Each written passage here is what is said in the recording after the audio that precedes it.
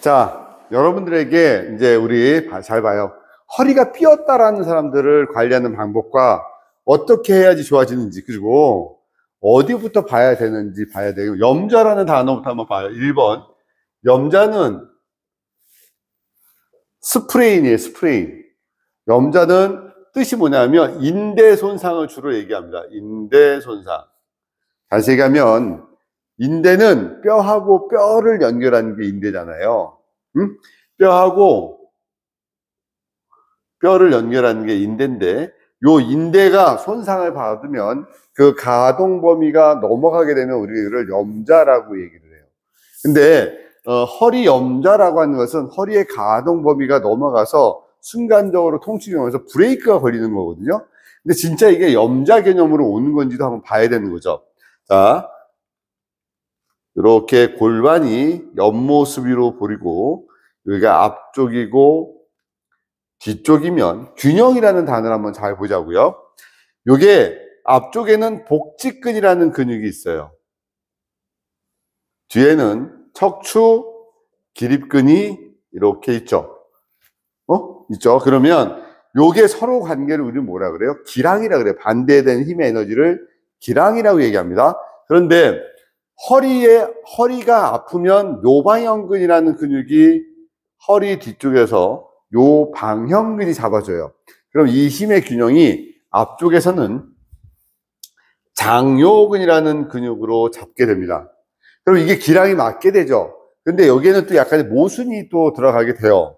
장요근 위에는 우리가 상상할 수 있는 힘의 에너지보다 너무 큰 에너지가 위에 얹어집니다. 이게 소장이 얹어져요. 소장의 에너지는요, 단순히 음식물을 흡수하는 장기로 보지 마시고 장부 안에 공간적인 지배자로 보셔야 돼요. 그래서 소장이 얹어질 때 이 허리에는 요방형근과 광배근과 하후거근, 이렇게 돼야지 요 장요근과 소장의 에너지하고 균형이 맞춰집니다. 여기까지가 균형이에요. 그러면 이때 우리 배에는 무엇이 형성되어지냐면 배 안에 복압이라는 에너지가 생겨요. 배 압력, 복압이 형성되어집니다. 근데 이게 이 염좌라는 개념이 이 복압의 균형적인 요소가 틀어질 때 이 인대에도 손상을 주는 것도 있지만 사실은 균형적 요소가 한쪽으로 치우쳐진다는 개념도 염좌의 개념으로 봐야 된다는 거예요. 그래서 사실은 볼펜 한 자루를 앞에서 줍다가 아니면 바가지 한 방으로 물을 뜨다가 하고 허리가 다치는 경우가 되게 많잖아요.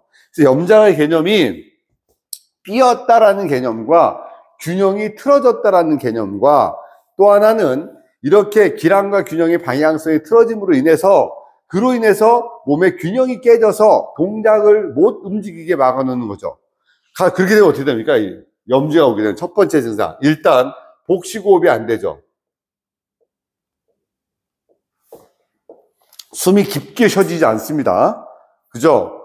그리고 두 번째는 통증이 옵니다. 그 부위에 통증이 오면서 몸의 가동성이 떨어집니다. 이게 ROM입니다. ROM. ROM. 레인지 오브 모션이라 해서 내가 평소에 이만큼 움직이던 그 가동성이 안 되게 돼요. 네 번째는 스피드가 떨어져요. 스피드. 자, 평소에는 빨리빨리 움직이던 것이 통증이 오니까 떨어지게 돼요. 그래서 염좌의 개념이 저 사람이 진짜 어디가 삐었어. 진짜 뼈가 가동 범위를 벗어나서 오는 질환이니까 라는 생각을 먼저 하게 돼요. 그런데 여기에서 받쳐주는 근육을 한번 볼게요. 허리가 단순히 허리만의 이 관계뿐만 아니라 이 엉덩이 부분에서도 받쳐주는 힘도 논리가 되거든요. 이 엉덩이에 대둔근이라는 힘이 있고 대둔근 안에는 중둔근이 있고요. 그 안에는 소둔근이 있습니다. 우리가 엉덩이 주변을 형성하는 근육이 여러 개가 있습니다. 대둔근, 중둔근, 소둔근, 대퇴근막장근, 또 안에 있는 내폐세근, 외폐세근, 상쌍자근, 하쌍자근, 대퇴방형근, 이렇게 허리와 엉치 주변을 구성하는 모든 신경들이, 근육들이 거기를 받쳐줄 때 힘의 논리적으로 균형이 이루어지게 되는 거죠. 내가 몸이 아프지 않다는 것은요, 내가 내 몸을 느끼지 않는다는 상태예요. 그러니까 지금 내가 이 허리가 아프다는 것은 염자가 왔다라는 상황이 왔을 때는 균형적 요소에서 무언가 틀어지고 균형적 요소가 문제가 와 있는 거죠. 그랬을 때 이 삐었다라는 개념을 허리를 이 힘의 균형이 무언가 문제가 있는 허리를요 바로 막 근육을 풀어요. 마사지라고 막 풀어놓으면 어떻게 되냐면 간신히 조절해서 겨우 걸어서 들어왔던 힘의 균형을 여러분들이 마사지 개념으로 막 풀어놓으면 이 사람은 그 균형도 깨져버립니다. 그러니까 이제 고객은 이렇게 얘기합니다. 클라이언트는 항상 이렇게 얘기하죠. 나 걸어 들어왔는데 원장님이 만지고 나서 지금 걷지도 못해요. 나 분명히 걸어 들어왔잖아요. 근데 당신 때문에 내가 걷지도 못한다고요. 이렇게 얘기를 한다는 거죠. 그러면 이 걷지도 못한다라고 하는 이 통증을 우리가 어떻게 케어할 것이냐라는 거죠. 이 걷지도 못한다는 개념이 진짜 다리에 근육에 문제가 온 건지 아니면 허리에 균형이 깨져서 오는 증상인지 한번 생각을 해봐야 되지 않을까라는 생각이 듭니다. 염자라는 부분은 생각보다 더 많은 것들을 여러분들이 구성해주고 생각보다 많은 일들이 벌어진다는 거죠. 사실은 별거 아닌 증상일 수도 있지만 뇌가 인지하는 상황은 큰 통증으로 인지하게 됩니다. 몸에서 이제 식은땀이 나고요. 가동성이 떨어지고요. 숨이 잘 안 쉬어지고요. 제일 급한 화장실을 혼자 가서 케어할 수 있는 상황들이 안 되니까 이제 주변에 너무 고통스러운 일들이 벌어집니다. 자, 그래서 염자라는 개념을 먼저 어떻게 볼 것이냐라는 겁니다. 첫 번째는 전체의 조율을 만져주기 위해서는 절대로, 자, 빨간색으로 글 써요. 내가 늘 강조하지만, 뭐다? 절대로 네버, 어떻게? 허리에 손대지 말아라. 손대지 말 것. 요게 여러분들에게 주는 첫 번째 메시지입니다. 왜 허리에다 손을 대지 말라냐 하면, 허리가 아파서 온 사람을 왜 허리를 못 만지게 해요? 라고 저한테 물어보면, 허리를 만지는 순간 여러분들은 힘의 균형이 다시 무너져서 이분이 다시 일어날 수 없다는 거다. 그런데 여러분들이 좀 공부가 되어 있는 사람이라면 윌리엄 엑서사이즈나 맥켄지 운동법을 병행을 해서 허리의 균형을 조절해주는 과정을 일으키게 되는 거죠. 그래서 이 허리가 아프다고 염자가 돼서 온 사람은 절대로 허리에 손을 대지 말고 배에 있는 장요근을 만져라. 자, 케어법 1번. 케어는 1번. 장요근을 만지는데 어떻게 만진다? 왼쪽에서 오른쪽 방향으로 해라. 레프트에서 라이트 방향으로 밀어줘라. 단 호흡을 동반하는 과정에서 밀어줘야 됩니다. 그런데 여기에서 뭐가 문제되냐면 여기에 반드시 생각이 됐던 게 소장이 움직이지 않는다. 그러면 이 소장을 먼저 자극을 줘야 됩니다. 위에서부터 아래로 눌러주거나 왼쪽으로 밀어주면서 소장의 운동성을 살려줘야지 장요근이 움직이기 시작합니다. 그래서 요 장요근과 소장의 움직임을 일으키게 하는 것을 먼저 합니다. 두 번째는 기립근, 허리에 있는 기립근들에 대한 스트레칭을 해주는데 이 스트레칭을 해주는 개념이요 단순히 늘린다는 개념이 아니라 운동법이 여러 가지가 있습니다. 내가 강제로 시키는 운동법이 수동 운동이죠. 환자 스스로 운동하라 그러면 능동 운동인데 여기서는 고객하고 어떤 운동을 해야 되냐면 저항 운동이라는 걸 해야 됩니다. 저항 운동. 그래서 내가 고객에게 힘을 줬을 때 고객은 그 힘을 버텨서 나를 또 밀어내고 또 나는 밀어내는 힘을 받아서 다시 일정 시간에 힘을 줘서 그 힘의 균형이 계속 조절되게 만들어주는 것이 염자예요. 그래서 요렇게 요거 저항 운동이라고 표현합니다. 자, 저항 운동을 해줘라. 저항 운동을 통해서 치료적으로 접근한다는 거죠. 우리가 이제 뼈의 각도를 보게 되면 역학적 무게중심이라는 단어를 씁니다. 여러분 생각해봐요. 제가 이런 단어를 써요. 역학적. 역학이라는 단어는 우리가 공부를 안 해봤어. 그런데 뭔가 되게 뭔가 조율되는 거죠. 큰 건물이 섰단 말이죠. 여의도에 63빌딩이 서 있는데 이 건물이 무너지지 않아. 무너지지 않도록 땅에다가 집안을 했고 균형을 이루는 거죠. 이게 이제 역학적인 무게중심을 잡아가는 거죠. 근데 우리 사람은요, 역학적 무게중심이라는 단어 속에 숨어 있는 게 있어요. 이게요, 단순히 목의 각도가 30에서 35도고, 흉추의 각도가 40도고 요추의 각도가 45도일 때 역학적 무게중심이 0입니다라고 하지만 여기에는 뭐가 있냐면 각 관절과 내장기들의 균형적 감각의 요소들이 있다는 거죠. 스테빌리티라고 얘기합니다. 여러분들 봐봐요. 어르신들이 이렇게 길 가다가 맥없이 넘어지거나 멀쩡한 땅인데도 균형을 잃고 넘어지거나, 그쵸? 근데 우리가 이제 손흥민 선수처럼 축구 선수들이 달리면서 몸의 균형을 틀어지면서도 한 발로 공을 발로 쫙 차서 그 공이 골이 되는 경우가 있습니다. 근데 넘어질 것 같은데도 넘어지지 않는 균형 감각이라는 게 있습니다. 우리 인체는 모든 조직이 이 센시티비티하고 이 모빌리티한 상황에서 균형을 이루어주는 요소가 있거든요. 그런데 이 염자가 오게 되거나 아까 이 통증이 와서 문제가 생기게 되면 우리 몸은 이 균형 감각이 급격히 떨어집니다. 균형 감각이 떨어진 사람에게 통증만 케어한다고 잡히는 게 아니죠. 거기에는 균형적 감각을 잡아주기 위해서 이분에게 뇌를 다시 리트레이닝 시켜야 됩니다. 그래서 어떻게 된다? 자, 허리 아프세요? 다시 잠깐만 누워 보실래요? 누웠어요? 다시 일어나 보세요. 자, 이제 풀어주는 과정에서 다시 또 누워 보세요. 다시 일어서세요. 뭐 하는 거냐면 뇌를 트레이닝 시키는 거예요. 우리가 알고 있는 여러 가지 손해라는 부분이 이제 운동성과 연관되어지거든요. 통증이 오게 되면 몸은 순간적으로 이 균형 감각을 잃어버리게 돼요. 그래서 고객을 케어해주는 중요한 요소 중에 하나가 균형 감각을 만들어주고 균형 감각을 케어해주는 과정이 되게 중요합니다. 스테빌리티, 균형적 요소를 만들어주는 거죠. 염자의 개념을 단순히 이 각도를 만져주고 또 하나는 가볍게 걸으면서 혈액순환을 시켜주는 개념으로 보기에는 너무 많은 얘기들이 필요합니다.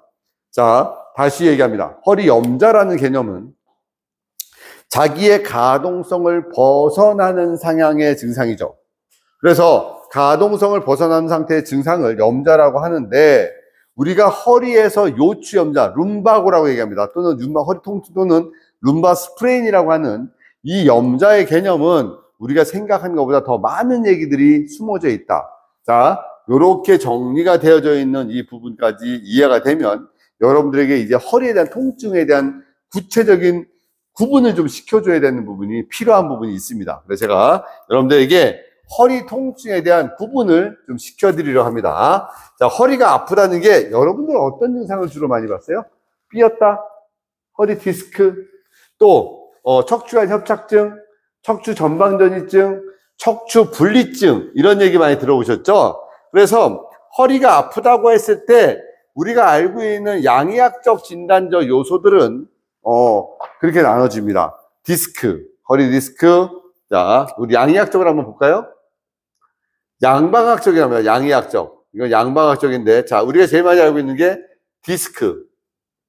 이거는 룸바, 디스크, 허르니에이티드. 뭔가 가운데 있는 물질이 튀어나와 있는 거. 두 번째, 우리가 알고 있는 염자라고 하는 일반적인 나 삐걱했어라는 개념. 세 번째는 척추관 협착증. 척추관 협착이라는 단어가 들어가요. 늘러붙는다 라는 증상으로, 이건 의학용어로는 스테노시스라고 제일 많이 불러주는 건데요. 그 척추신경이 좁아져서 일반적으로 걷다가 뭔가 불편하면 웅크리고 있으면 편해집니다. 그러다가 또 걷다 보면 통증이 오고 또 웅크리면 편해지고, 이게 이제 우리가 알고 있는 척추관 협착증이죠. 그 다음에 척추 전방전이증. 전방전이증이 있고, 다섯 번째 척추 분리증. 또 하나 더 있다면 우리가 알고 있는 여러분들이 알고 있는 벤부 현상처럼 이렇게 척추가 쫙쫙쫙쫙 붙는 강직성 척추염이라는 게 있습니다.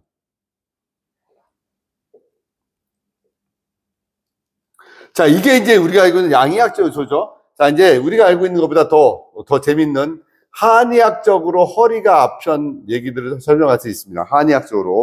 한의학적으로 제일 많이 허리가 아파요라고 삐었다라는 개념으로 쓰는 용어가 좌섭요통이에요. 좌섭요통. 두 번째, 한요통이라고 들어보셨나 모르겠다. 한요통. 세 번째는 습요통이라는 게 있고, 네 번째는 어혈요통,